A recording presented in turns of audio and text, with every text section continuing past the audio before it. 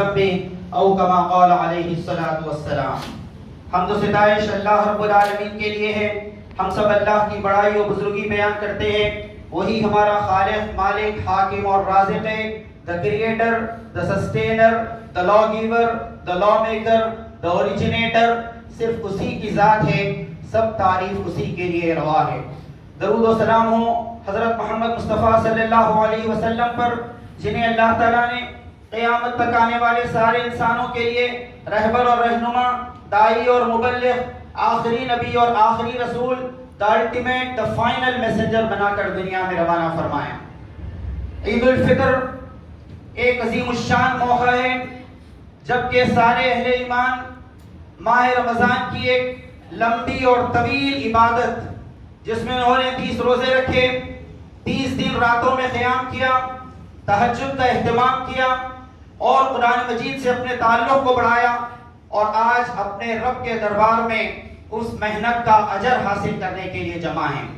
ترغیب و ترہیب کے اندر یہ بات لکھی ہوئی ہے کہ عید الفطر کے دن اللہ تبارک و تعالی راستوں پر، کارنرز پر، نکڑوں پر، چورستوں پر فرشتوں کو مقرر کر دیتے ہیں، اور یہ فرشتے ان بندگان خدا کے لیے دعائیں کرتے ہیں جو عید کی نماز کے لیے جاتے ہیں۔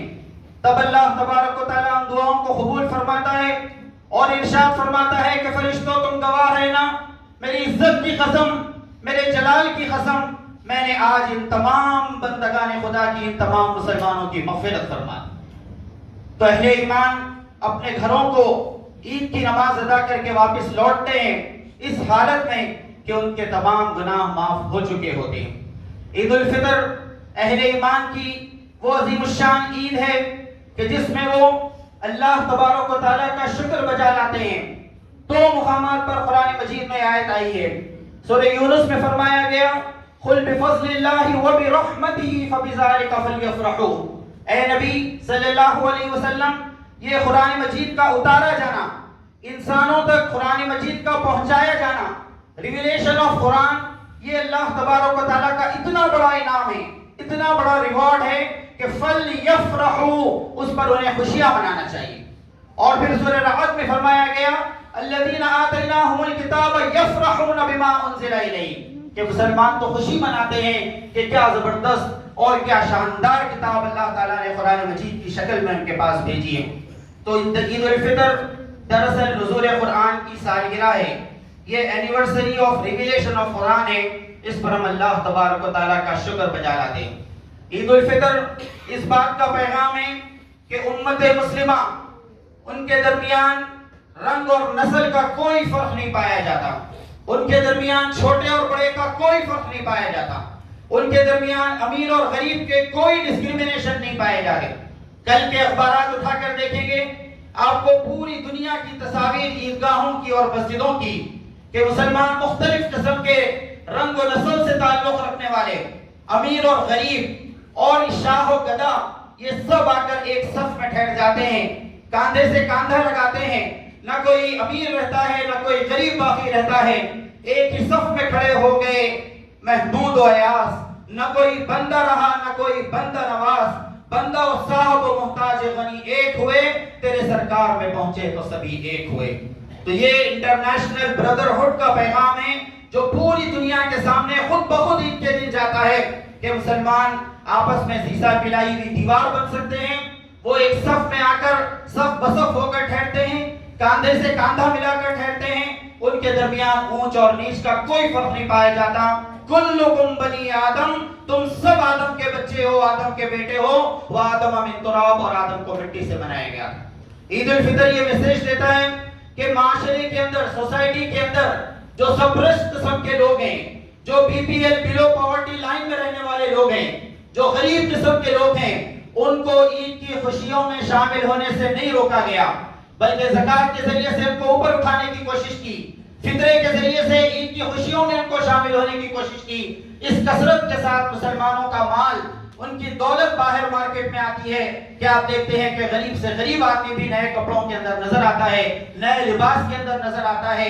یہ دراصل ڈی سینٹرلائزیشن آف ویلتھ کا انتظام ہے جو اللہ تبارک و تعالیٰ نے کیا کہ دولت چند ہاتھوں کے اندر مرکوز اور کانسنٹریٹ نہ ہو، بلکہ بار بار تم اپنے خزانے کا منہ کھولو، اپنی دولت کو باہر لاؤ، غریبوں، یتیموں، محتاجوں، مسکینوں، بیواؤں، غریب قیدیوں پر تم خرچ کرو۔ اس کے نتیجے میں وہ سب لوگ تمہارے ساتھ عید کی خوشیوں میں شامل ہوتے ہیں۔ یہ وہ میسیج ہے، یہ وہ پیغام ہے جو پوری دنیا تک جاتا ہے کہ عید کی نماز ابھی ہم نے نہیں پڑھی ہے، اس سے پہلے ہم نے زکوٰۃ ادا کی، فطرہ ادا کیا، تاکہ سب لوگ ہمارے ساتھ عید کی خوشیوں میں شامل ہو سکیں۔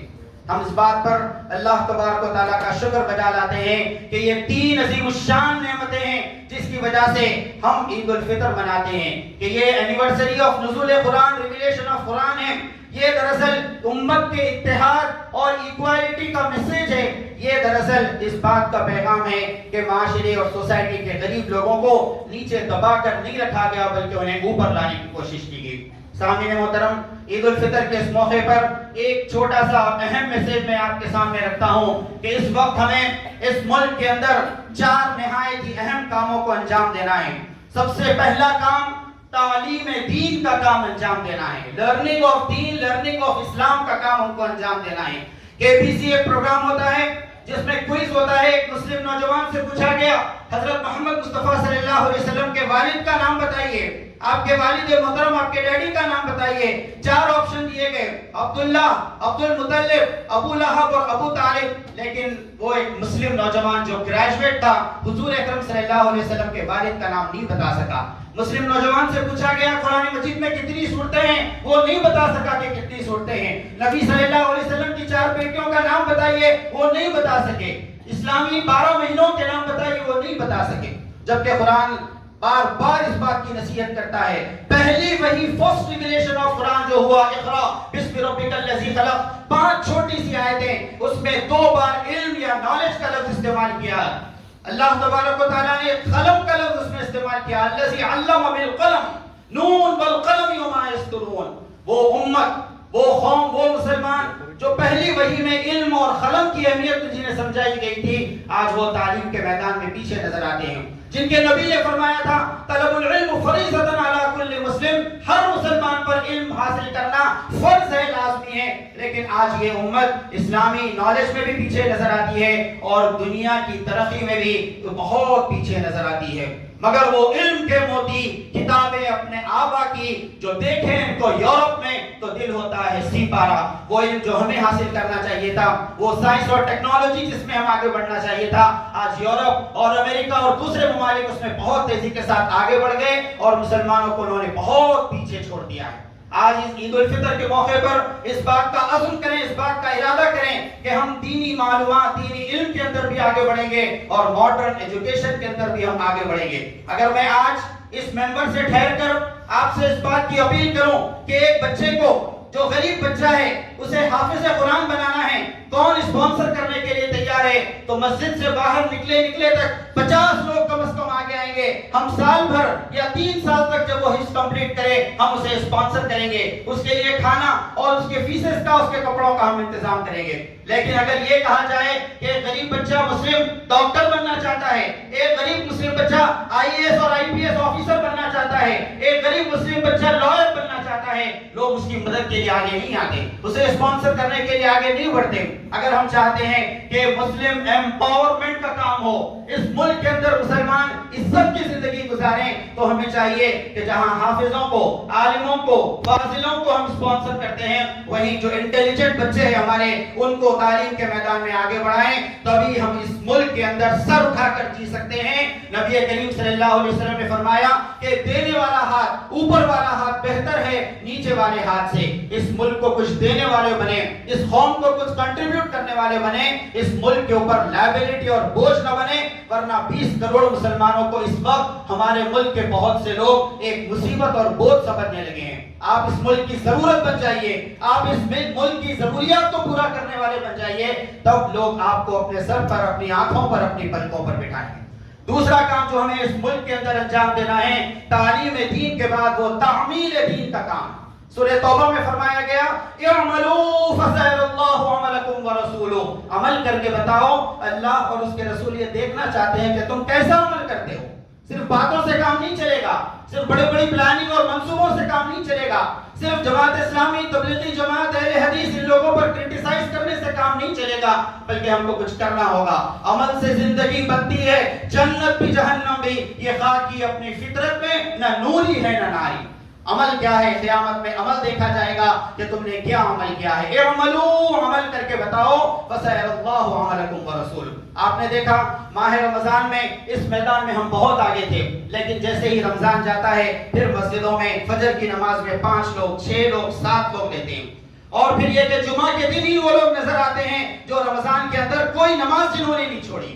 تو نمازوں سے تعلق بڑھائیں، قرآن مجید سے اپنے تعلق کو بڑھائیں، اپنے رشتہ داروں کے ساتھ بہتر سلوک کریں، اپنے ملک کے پڑوسیوں کے ساتھ، اور پھر یہ کہ جو احکامات قرآن و حدیث میں دیے گئے اس پر ہم عمل کریں، حلال آمدنی کی فکر کریں، حرام آمدنی کو چھوڑیں اور ترک کریں۔ نبی کریم صلی اللہ علیہ وسلم نے ارشاد فرمایا، ایک آدمی ہے بہت دور سے سفر کر کے آیا ہے، پراگندہ ہار اور پراگندہ بال، اس کے بال گرد میں، ڈسٹ میں، غبار میں اٹے ہوئے ہیں، اس کے کپڑے میلے اور بوسیدہ اور لمبے سفر کی نشانی ظاہر ہو رہی ہے۔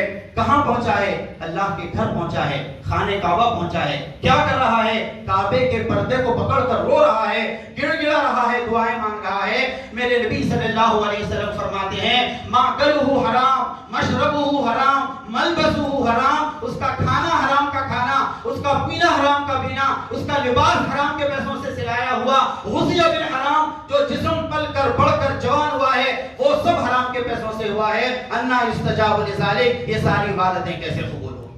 تو یہ رشوت، یہ سود، یہ جھوٹی آمدنیاں، یہ غلط قسم کے ناجائز قبضے، یہ بہنوں کو وراثت سے محروم کرنا، یہ دھوکے کے ذریعے سے پیسے کمانا، یہ وہ ساری چیزیں ہیں کہ جو انسان کی عبادتوں کو، اس کی ورشپ کو بے اثر کر دیتی ہیں۔ تو اعملوا، عمل کر کے بتاؤ، فسيرى الله عملكم ورسوله، اللہ اور اس کے رسول دیکھنا چاہتے ہیں کہ تم کیسا عمل کرتے ہو۔ ہر مسلمان چلتا پھرتا اسلام کا نمونہ بن جائے، تبھی یہ پریکٹیکل وٹنس ہوگی، عملی شہادت ہوگی۔ تیسرا کام ہمیں اس ملک میں کرنا ہے وہ تبلیغ دین کا کام کرنا ہے، پروپیگیشن آف اسلام کا کام کرنا ہے۔ اسلام مسلمانوں کی جاگیر نہیں ہے، صرف ہمارے لیے نہیں ہے۔ ہدی للناس، قرآن مجید گائیڈنس فار انٹائر مینکائنڈ کہا گیا۔ نبی کریم صلی اللہ علیہ وسلم کے بارے میں فرمایا گیا، وما ارسلناک الا رحمۃ للعالمین، آپ کو رحمت بنایا گیا ہے، آپ کو پورے عالموں کے لیے، انٹائر یونیورس کے لیے رحمت بنایا گیا ہے۔ تو دین اسلام دین تبلیغ ہے۔ قرآن مجید کہتا ہے بلغ ما انزل الیک من ربک، جو کچھ آپ کے رب کی طرف سے نازل ہوا ہے لوگوں تک پہنچا دیجئے، پروپیگیٹ کریے اسے۔ اور اگر آپ نے یہ کام نہیں کیا تو وَإِن لَّمْ تَفْعَلْ فَمَا بَلَّغْتَ رِسَالَتَهُ، اور پھر اسی آیت میں اللہ تعالیٰ نے وعدہ کیا وَاللَّهُ يَعْصِمُكَ مِنَ النَّاسِ، اگر تم اسلام سارے انسانوں تک پہنچاؤ گے تو پھر لوگوں سے تمہاری حفاظت کرنا اللہ کے ذمہ۔ آج ہماری حفاظت کیوں نہیں ہو رہی ہے؟ موب لنچنگ کے واقعات کیوں ہو رہے ہیں؟ گھروں پر حملے کیوں ہو رہے ہیں؟ بلڈوزر لگا کر کالونی کی کالونی کیوں گرا دی جا رہی ہے؟ ہم نے اپنے بیسک جو فنکشن تھے اسے ہم نے بھلا دیا ہے۔ بلغ ما انزل الیک من ربک، تم اس کتاب کو، اس قرآن کو لوگوں تک پہنچاؤ۔ واللہ یعصمک من الناس، اللہ تبارک و تعالیٰ لوگوں سے تمہاری حفاظت کرے گا۔ یہ حفاظت کا، یہ سیکیورٹی کا، یہ سیفٹی کا جو اللہ تعالیٰ نے وعدہ کیا ہے وہ کنڈیشنل ہے، وہ مشروط ہے کہ تم یہ کام کرو گے، تم قرآن کی خدمت کرو گے، تم قرآن کا میسج پہنچاؤ گے، تب اللہ تبارک و تعالیٰ تمہاری حفاظت کرے۔ ہم سمجھتے ہیں کہ اگر ہم قرآن لوگوں کو سنائیں گے اور دین پہنچائیں گے تو پتہ نہیں لوگ کیا خیال کریں گے۔ میں آپ کو صرف 10 دن پہلے کا اسی محلے کا واقعہ بتاتا ہوں کہ یہاں پر پلر نمبر 200 پر ایک ہوٹل میں افطار کی ایک دعوت رکھی گئی اور صرف نان مسلمز کے لیے، غیر مسلموں کے لیے رکھی گئی۔ تو ہم سمجھتے ہیں لوگوں کو بلانا مشکل کام ہے، لوگوں کو قرآن سنانا مشکل کام ہے۔ 150 ہندو اور کرسچن لوگ وہاں پر جمع، 150 اس محلے کے اندر، اور پڑھے لکھے اور تعلیم یافتہ لوگ۔ آدھے گھنٹے تک تیلگو زبان میں پورے غور کے ساتھ، پوری توجہ کے ساتھ قرآن کا میسج انہوں نے سنا۔ جاتے وقت تیلگو اور انگلش میں قرآن مجید لے کر گئے، اسلامی لٹریچر لے کر گئے۔ کام کر کے تو دیکھیے، اللہ تبارک و تعالیٰ برکت دینے والا ہے۔ جماعت اسلامی ہند نے اس ملک میں 15 زبانوں کے اندر قرآن کا ترجمہ کروایا۔ جب کناڈا زبان کے اندر کرناٹک کی قرآن کا ترجمہ کرایا گیا تو پورے MLAs, MPs, ministers کو، ججز کو قرآن دیا گیا، تو ہائی کورٹ کے ایک جج نے، بنگلور ہائی کورٹ کے ایک جج نے کہا، چونکہ وہ کرائمز کی زبان میں باتیں کرتے ہیں، تو انہوں نے کہا کہ مسلمان اس ملک میں بہت بڑے مجرم اور کرمینل ہیں کہ انہوں نے اللہ کے کلام کو، the word of God کو ہم سے اتنے دن چھپا کر رکھا ہے، اتنے دن چھپا کر رکھا ہے، کرمینل ہے مسلمان، تو ہم نے بہت بڑا جرم کیا ہے، ہم نے اس ملک میں قرآن کا، اسلام کا میسج لوگوں تک نہیں پہنچایا ہے۔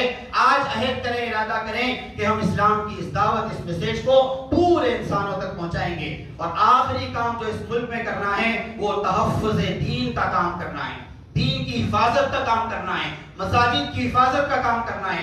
آج پوری کوشش اس بات کی ہو رہی ہے، ابھی وہ حالات اس ملک میں بنے ہیں جو آزادی کے بعد، انڈیپینڈنس کے بعد 70 سالوں میں کبھی نہیں ہوئے تھے۔ یہاں پر سن اللہ کو ختم کرنے کی کوشش ہو رہی ہے، یہاں پر مسلمانوں کی سٹیزن شپ کو چھین لینے کی کوشش کی جا رہی ہے، یہاں پر ہزاروں بچیاں برقع پہننے کی وجہ سے اینوئل ایگزامینیشن، بورڈ ایگزامینیشن لکھنے سے روک دی گئی ہیں، اور ان کا کیریئر تباہ کیا گیا، ان کا 1 سال ضائع کر دیا گیا۔ اور وہ لڑکیاں جو گندے کپڑے پہن کر، آدھے ننگے رہ کر، برہنہ اور نیوڈ رہ کر آتے ہیں امتحان گاہ میں، ایگزام ہال میں، انہیں تو پرمیشن ہے، اور جو حجاب کے ساتھ بہت سوبر طریقے سے، بہترین قسم کے ڈیسنٹ طریقے سے ایگزام لکھنے آتے ہیں، ان کے ساتھ اس طرح کا سلوک کیا گیا۔ آج اس ملک میں اس بات کی کوشش کی جا رہی ہے کہ مسلمانوں کو بے وزن کر دیا جائے، اینٹی کنورژن لا نکالا گیا ہے کہ لوگ اپنی مرضی سے اپنا مذہب نہیں بدل سکتے، حالانکہ قانون میں، دستور میں بات لکھی ہوئی ہے کہ ہر آدمی کو اپنے پسند کی مذہب پر عمل کرنے اور اس کا پروپیگیشن کرنے کا اختیار ہے۔ تو ہم اس بات کا ارادہ کریں کہ ہم اپنے اس ملک کے اندر دین کی حفاظت کریں گے، مساجد کی حفاظت کریں گے، پرسنل لا کی حفاظت کریں گے، نوجوانوں کی حفاظت کریں گے۔ نوجوانوں کو چاہیے کہ وہ اپنی صحت بہتر بنائیں، وہ سیلف ڈیفنس کے طریقے، وہ کراٹے سیکھنے کے طریقے اختیار کریں۔ گورنمنٹ آف تلنگانہ نے کووڈ پینڈیمک سے پہلے ایک پروگرام بنایا تھا گرلز کے لیے، لڑکیوں کے لیے سیلف ڈیفنس کا، ایک بڑے ایجوکیشنل انسٹیٹیوٹ میں جہاں 1000 بچے پڑھتے ہیں۔ میں نے اس پروگرام کو کوارڈینیٹ کیا گورنمنٹ آف تلنگانہ کے، صرف 15 سیشن کے اندر، 15 سیٹنگز کے اندر، 1-1 گھنٹے کے، لڑکیوں کے اندر اتنا کانفیڈنس آیا کہ اگر کوئی ہماری عزت کی طرف آنکھ اٹھا کر دیکھے تو ہم اس کی کلائی توڑ سکتے ہیں، اس کا ہاتھ پکڑ سکتے ہیں۔